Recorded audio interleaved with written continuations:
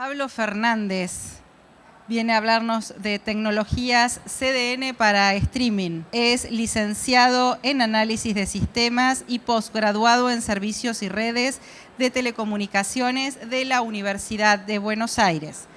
Trabaja en la industria de la radiodifusión y telecomunicaciones desde hace más de 26 años, 15 de ellos para la red Intercable.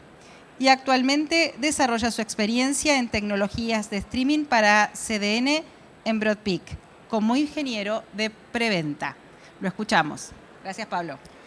Bueno, muchas gracias. Quiero agradecer a la red por la invitación. Espero poder cubrir las expectativas.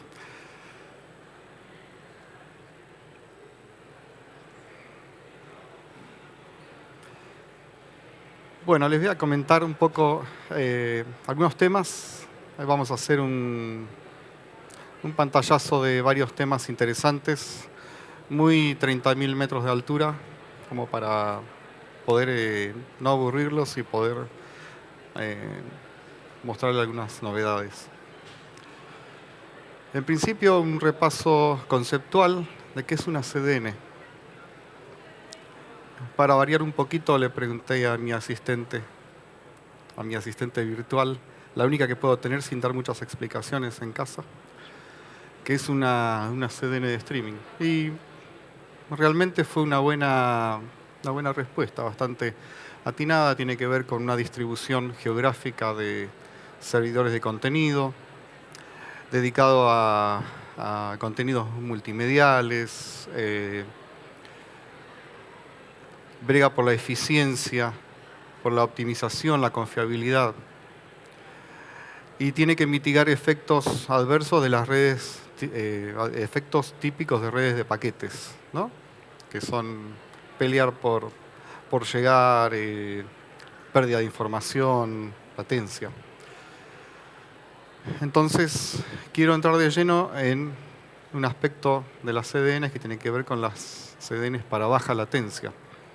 Cuando nació el streaming fue la panacea, sobre todo el streaming over the top, porque permitió llegar con contenidos a través de redes no administradas, la Internet prácticamente. Pero tiene el problema de la latencia. La latencia nos obliga, es un paso obligado para poder tener de alguna manera una reproducción continua. Pero la latencia como concepto en general es muy vago, es muy general. La latencia o el round trip time es el tiempo que tarda la respuesta desde que yo hago una petición hasta que arriba. Pero si vamos más a fondo, acá tenemos una petición de un archivo, en este caso un playlist HLS. Y la latencia en este caso tiene varios componentes. Tenemos el tiempo en espera, el handshake, el protocolo HTTPS. Tenemos lo que el servidor tarda en encontrar el archivo y en enviarlo y el tiempo de descarga. Es una latencia más amplia que la del simple acknowledge de un paquete. Pero cuando vamos a la latencia en video, nos encontramos con una acumulación de retardos. Acá podemos hablar de la latencia glass to glass, donde tenemos la latencia debida al encoding, tenemos la latencia de la red, que es la que mencionamos recién, tenemos el empaquetado. Recuerden que en streaming over the top no enviamos flujos como en broadcasting, enviamos archivos, ¿sí? Todo se envía en forma de archivos. Paquetes de video, paquetes de audio, playlist.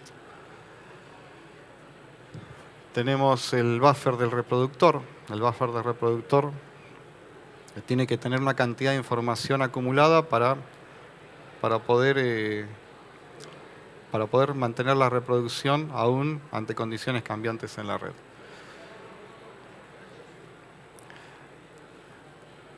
Pero bueno, la latencia es aceptable. Prácticamente es irrelevante en el video por demanda, porque la verdad no nos importa cuánto va a tardar. Una vez que estamos viendo, eso fluye. Pero para algunos eventos, sobre todo los eventos deportivos, de alta concurrencia puede generar un problema porque podemos escuchar los goles desde la casa del vecino. Entonces tenemos el dilema del buffer versus la latencia. Si tenemos un buffer muy grande, la latencia va a ser mala y no va a ser aceptable. Si es chico, vamos a tener buffering constante. Nada que no sepan. Ahora, ¿cómo funciona el streaming? Veamos este ejemplo. Acá tenemos una reproducción de un HLS clásico.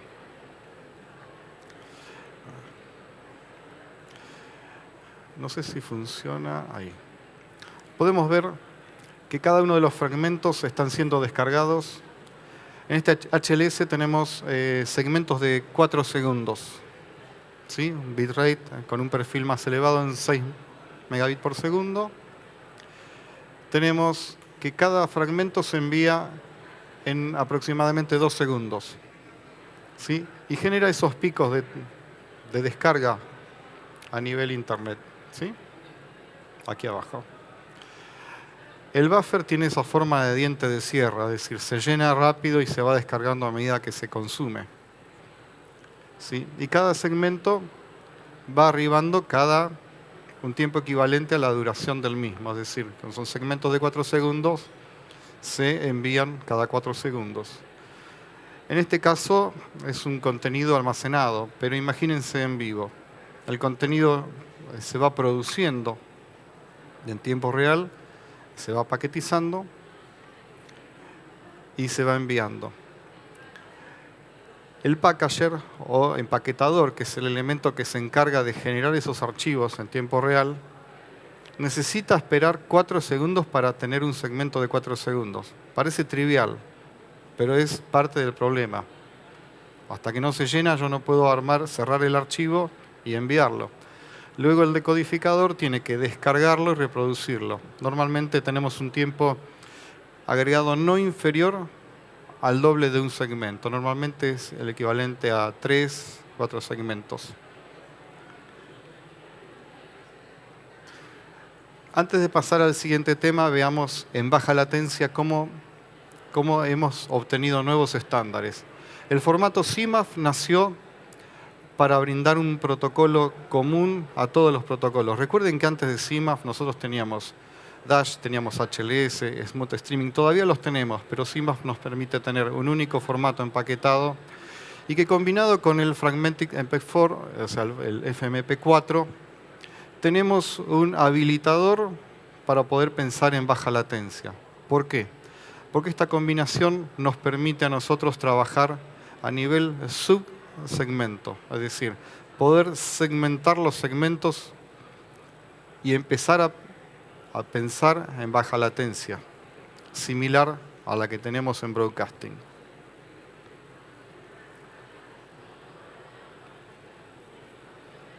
Veámoslo comparativamente. Si nosotros ponemos todas las formas de entrega de streaming y broadcasting en paralelo, vamos a encontrar elementos que son iguales en todos los casos. Por ejemplo, dijimos el encoding, dijimos el tránsito a través de la red y dijimos el decoding. Todo lo que está marcado en rectángulos es igual. Tenemos que trabajar sobre la parte de packaging y buffering. Fíjense que de los 25, 30, a veces más segundos que se adicionan en streaming, over the top, podemos llegar a tener optimizaciones para llegar a entre 10 y 14 segundos, pero todavía eso es malo para tener un buen comportamiento en contenidos y para poder hablar de baja latencia, sobre todo en eventos deportivos. ¿Qué más podemos hacer acá? Podemos trabajar sobre nuestra red, ¿sí? Podemos trabajar sobre nuestra red y mejorar, garantizar que no va a haber tantas fluctuaciones, priorizar el servicio, ¿sí? Entonces, ¿qué hacemos? Achicamos el buffer del reproductor. En vez de que sea 3 segmentos, que sea 1,5. ¿Sí? Entonces tenemos un ancho de banda garantizado y apretamos el buffer para que el tiempo sea menor. Pero ¿qué pasa? Si la persona sale de nuestra red, no le podemos garantizar nada. ¿Por qué? Porque de nuestra red va a ir a parar a la red de otros operadores, que lo que van a hacer con el tráfico de SISP es mejor esfuerzo. O sea, el mismo criterio que con otro tipo de contenido, con otras páginas web, con Facebook, con YouTube. Entonces vamos a tener una calidad de experiencia mala para entregar. No es una opción. Veamos cómo el CMAF, sumado a la tecnología que ya está establecida en el protocolo HTTP 1.1, llamada Chunky Transfer Encoding, nos permiten trabajar a nivel subsegmento. Así como los segmentos tienen una duración, digamos, 2 segundos, 4 segundos, 6 segundos, y no es algo arbitrario, sino que eso se origina está relacionado con el tamaño de GOP. No sé si todos saben lo que es un GOP, un Group of Pictures. Tiene que ver con la compresión de video en PEG. Cada tantos cuadros se envía un iframe, un cuadro completo. ¿Y qué es lo que permite al reproductor mostrar el primer video? Después sigue con los cuadros predictivos, con la interpolación. Bueno, así como el segmento está alineado con los Group of Pictures y el primer cuadro es un iframe, a nivel chunk o a nivel subsegmento está alineado con los IDR Pictures. O sea, los IDR Pictures son marcas que provienen del encoder y que también marcan un cuadro que no depende de información previa. Es decir, cuando el player recibe ese IDR Picture puede mostrar video. Y lo necesitamos. ¿Por qué? Porque justamente estamos hablando de enviar chunks o pedacitos de segmentos al reproductor. De nada serviría si no puede mostrar el video. Muy bien. ¿Cómo es la reproducción de un contenido usando Chunky Transfer Encoding? Que es nuestro habilitador a la baja latencia. En primer lugar, Chunky Transfer Encoding lo que hace es envía lo que tiene, no espera a completar los 2, 4, 6 segundos. Está dividido en 10 partes o en 15 partes. Por ejemplo, en un segmento de 2 segundos podemos armar 10 pedazos o chunks de 200 milisegundos y enviarlos a medida que se van generando. Y fíjense que ya el buffer deja de ser parecido a un diente de sierra y tenemos más bien una serie de cargas y descargas, cargas y descargas. A nivel transferencia de segmento, vemos como el segmento va teniendo varias solicitudes y varios reenvíos. Se va formando por las distintas cargas sucesivas. Y el tiempo de transferencia ya no es el mejor esfuerzo del downstream del cliente, sino que acá se suman los tiempos de espera. ¿Por qué? Porque cuando nosotros aplicamos Chunky Transfer Encoding es para tirar la reproducción lo más adelante posible. Si ya no esperamos a tener 2 o 3 segmentos en el packager, sino que ni bien tenemos un chunk, lo enviamos, tenemos otro, lo enviamos. Entonces se va formando el segmento y se va transmitiendo al mismo tiempo. ¿Sí? Eso genera un problema lateral. ¿Cuál es el problema que genera? El player, recuerden que en bitrate adaptativo lo que va haciendo es, va regulando la calidad en función a la disponibilidad de ancho de banda de bajada. ¿Sí? Por ejemplo, si yo tengo perfiles en bitrate adaptativo de 1, 2 y 3 megabits por segundo y mi velocidad de bajada baja a 2,5, el player va a ir a buscar el perfil inmediatamente inferior y va a ir a buscar el de 2 megabits. ¿Y cómo lo hace? Y bueno, se fija lo que tarda en descargar el segmento. Como vimos en la slide anterior, los segmentos se descargan a lo que le da la interfaz de red. En este caso era la interfaz Wi-Fi. Si el segmento de 4 segundos tarda 6 segundos en ser descargado, en unos pocos segundos me voy a quedar sin buffer. Entonces empiezo a buscar segmentos inferiores para poder llenarlo más rápido de lo que se va descargando, ¿sí? Y no se me invierta el diente de sierra. En este caso no, porque tenemos el delay del packager.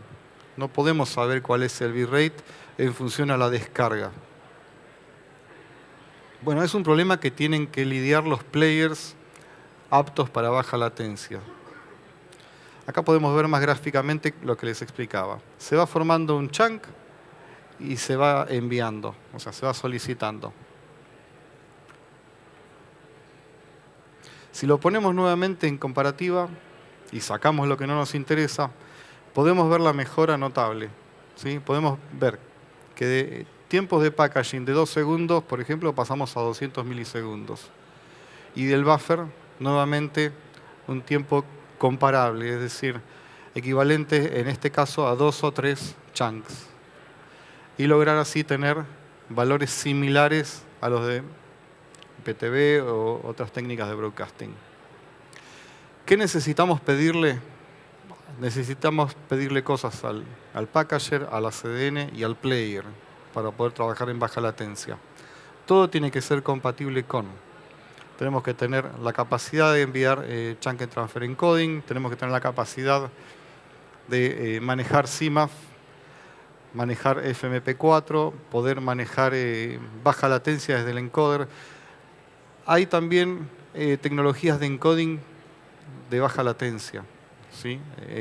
Encoders que usan mucho procesamiento de GPU y permiten también lograr una reducción en el primer bloque que les mostraba, en el primer bloque de la izquierda.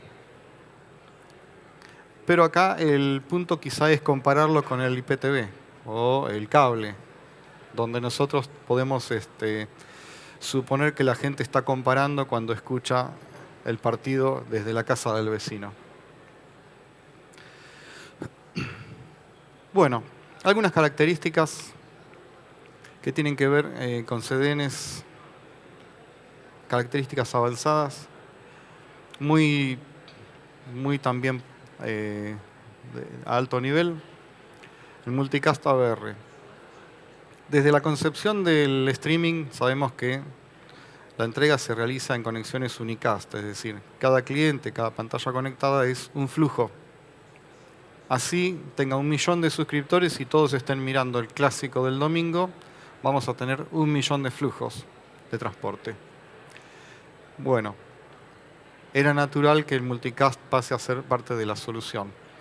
En este caso, el planteo no es cambiar el unicast por el multicast, sino solamente usarlo para contenidos lineales y de alta popularidad. No hay necesidad de abordar la totalidad del multicast. Primero, por la dificultad que representa el manejo del multicast en las redes propias de cualquier operador, cualquier tamaño de operación. Es bastante complejo el manejo del multicast. Se lo suele aplicar normalmente a los canales de mayor audiencia y mayor concurrencia, es decir, no tiene sentido multicast en VOD, no tiene sentido el multicast en Catch-up TV, en NPVR. ¿Por qué? Porque no hay concurrencia, o sea, la gente lo consume cuando le da la gana. El contenido en vivo sí. Y además el unicast lo tenemos que conservar. Primero para tener la posibilidad de switchar entre multicast y unicast ante cualquier eventualidad. Y segundo, para que el usuario que no está dentro de la red del operador pueda seguir consumiendo el contenido.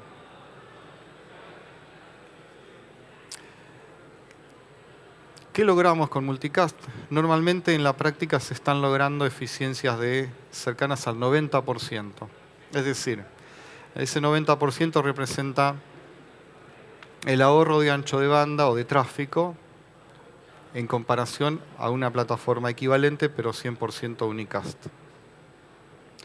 Es escalable, es decir, como veíamos recién, si se duplica nuestra base de clientes que están consumiendo streaming, vamos a necesitar redimensionar las redes, vamos a necesitar comprar más servidores de caché, o sea, hay que ir creciendo en tecnología. En el caso de multicast es insensible a la cantidad de personas que estén consumiendo, porque el multicast justamente funciona de esa manera. Llega a todos los puntos y el usuario se une a ese contenido. Se propone la existencia de un agente que va del lado del cliente dentro del CPE o dentro del dispositivo terminal, que permite realizar, por un lado, la entrega transparente desde ese dispositivo hacia la pantalla conectada dentro del hogar, como veíamos acá. Realizar la entrega en unicast. Yo no quiero llegar multicast a todas las pantallas porque la distribución multicast dentro del hogar es bastante compleja. Y ni hablar si uno tiene modems Wi-Fi y que no son de la última norma 16AX o algo bastante poderoso, no tiene sentido pensar en multicast dentro del hogar. El agente tiene la posibilidad de realizar la conmutación entre multicast y unicast según la demanda, según la necesidad y según la problemática. Y además también se encarga de hacer la recuperación de errores, como veremos más adelante. Como les comentaba, puede afectarse a algunos servicios de mayor audiencia y también se puede afectar a un perfil. Normalmente lo que se está observando es que las operaciones generan el perfil más elevado, o sea, el Full HD, por ejemplo, usando multicast. Entonces todos los players burbujean hacia el perfil más elevado y se unen, hacen el join al multicast y consumen. De esa manera es como que el tráfico baja, porque todo el mundo se acopla a ese perfil. Cuando hay algún problema de inestabilidad en la red o se produce un corte, un microcorte en el multicast, enseguida van a buscar unicast como en cualquier CDN normal, pero saben que cuando el player recupera la conectividad normal, salta al perfil multicast y se estabiliza la red. Es decir, no es algo de tipo bola de nieve, ¿no? Más perfiles, más consumo, más tráfico, no. Cuando llega al perfil más elevado, se acomoda el multicast. Y se está viendo mucho ese tipo de diseño. Y además piensen lo siguiente. Normalmente en un canal en vivo en Full HD se está consumiendo alrededor de 5 o 6 megabits por segundo, 7 en algunos casos, para el perfil más elevado. Una suma de perfiles de entre 10 y 12 megabits totales. Cuando se quiera pensar en Ultra HD, donde solamente para el perfil 4K estamos pensando entre 16 y 20 megabits por segundo, directamente se detona la red. Entonces, el multicast es un enabler para pensar en brindar 4K en nuestra CDN sin tener que pensar en grandes reinversiones en tecnología. El agente, como les comentaba, se encarga de realizar esa conversión, de convertir a unicast para los dispositivos y puede estar ubicado en el CPE, que se encarga de brindar internet, o podría estar ubicado en un set-top box que tiene que ser necesariamente conectado por un cable Ethernet al gateway y luego, aguas arriba, realiza la entrega en unicast al resto de los dispositivos dentro del ámbito doméstico.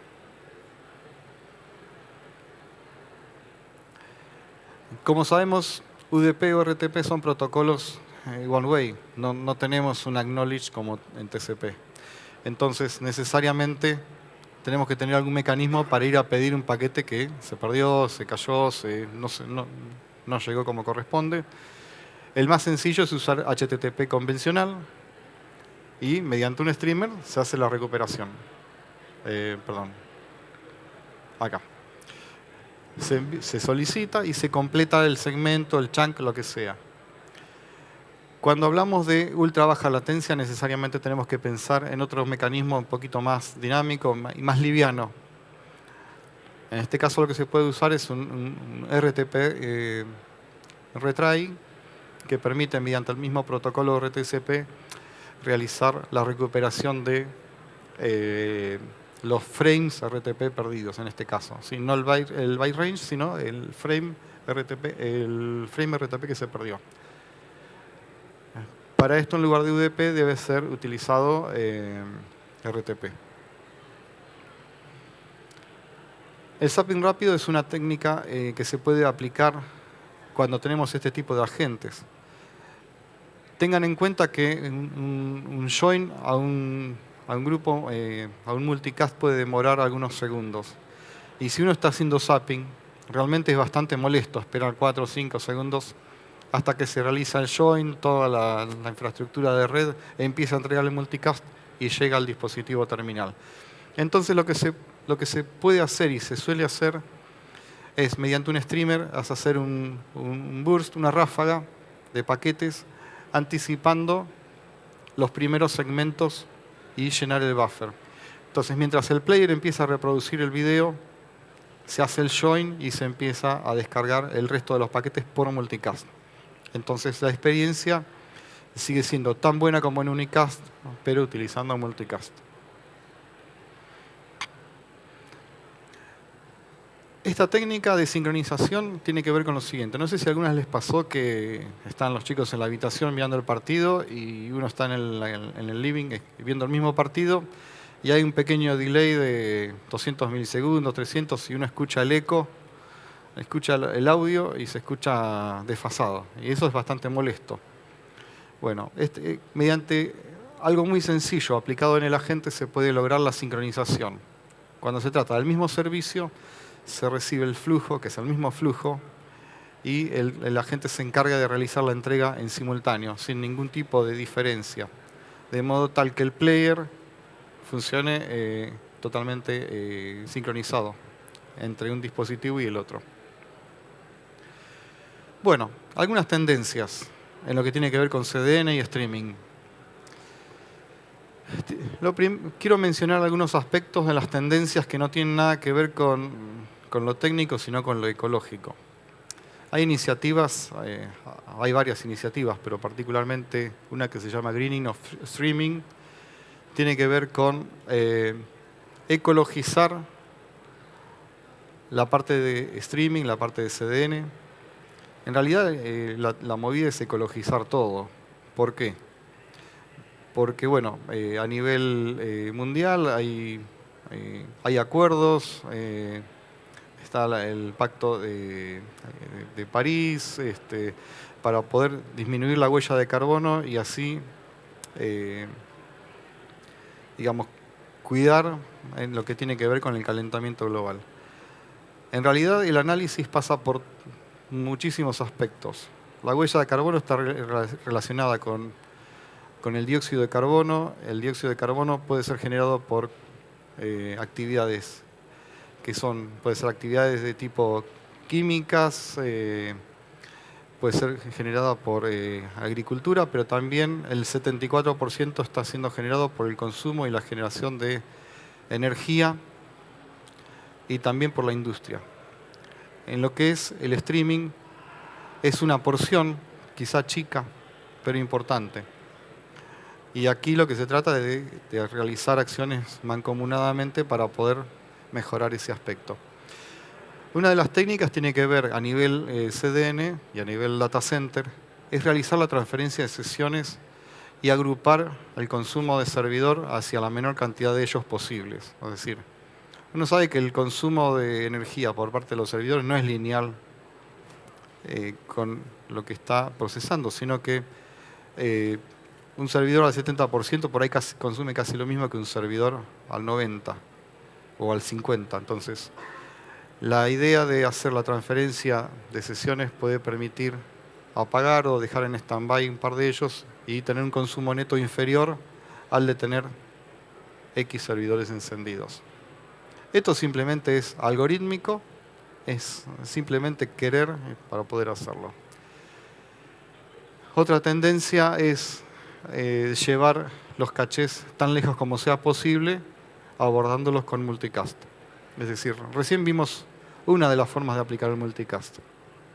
Por ejemplo, utilizando los agentes en el CPE o en el ámbito doméstico, pero yo puedo empujarlos, también puedo empujar los cachés cerca de la esquina, puedo empujarlos, puedo ser un proveedor de contenidos y entregar caché a mis operadores clientes.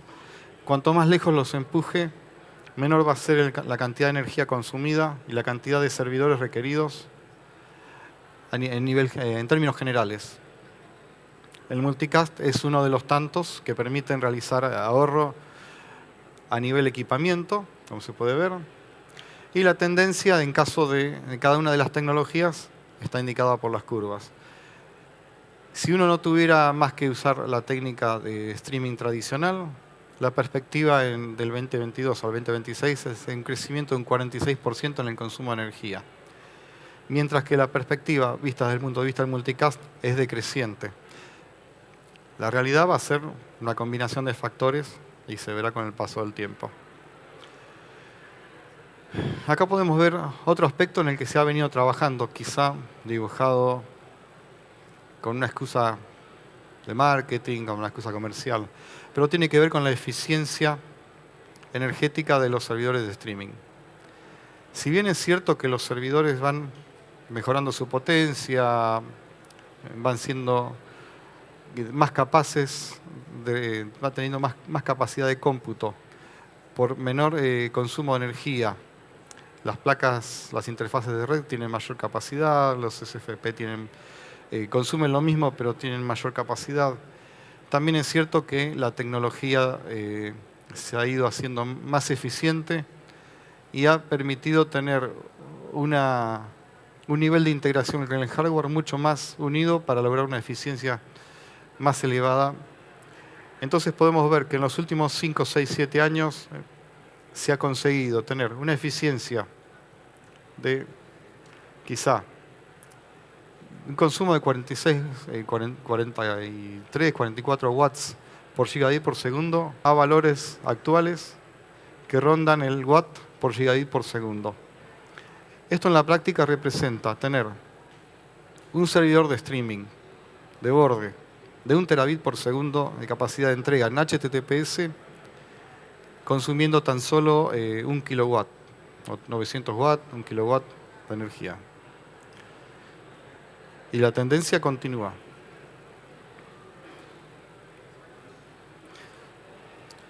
Bueno, este punto es muy interesante. No sé si todos saben lo que es un selector de CDN, un CDN selector. Bueno. Muchas operadoras grandes no solamente tienen su propia CDN, sino que también cuando tienen que entregar contenido afuera, utilizan otros servicios de CDN. Por ejemplo, uno puede desbordar en Akamai, en Limelight, puede descargar no sé, en Sirion, en otras CDNs, según en qué zona tiene que entregar el contenido. El CDN Selector lo que se encarga es de recibir la petición del usuario. La petición es una URL genérica, canónica si se quiere. El selector realiza el análisis de la petición y realiza el análisis del cliente, a ver dónde está ubicado, esa IP de dónde es. ¿Es del exterior, de Norteamérica, es del interior, en qué provincia? Bueno. Y realiza un HTTP redirect, un 301, un 304, y le devuelve al player una URL distinta para que vaya a buscarlo a un caché diferente o a otra CDN. ¿Sí? Sí. Para salir de la CDN normalmente se hace la sustitución del FQDN de la URL por otra. ¿Sí? Por ejemplo, en vez de operador.com, no sé, akamai.com, y va a ir a buscarlo a otro lado. Pero eso es una solución brindada desde el punto de vista de la CDN. ¿Qué pasa cuando uno quiere utilizar varias CDNs desde el punto de vista de un cliente? ¿Y cómo puedo tener en cuenta métricas que son vistas solamente de mi lado, del lado del cliente, no del lado de la CDN? Por ejemplo, el time to live, la latencia, el ancho de banda disponible.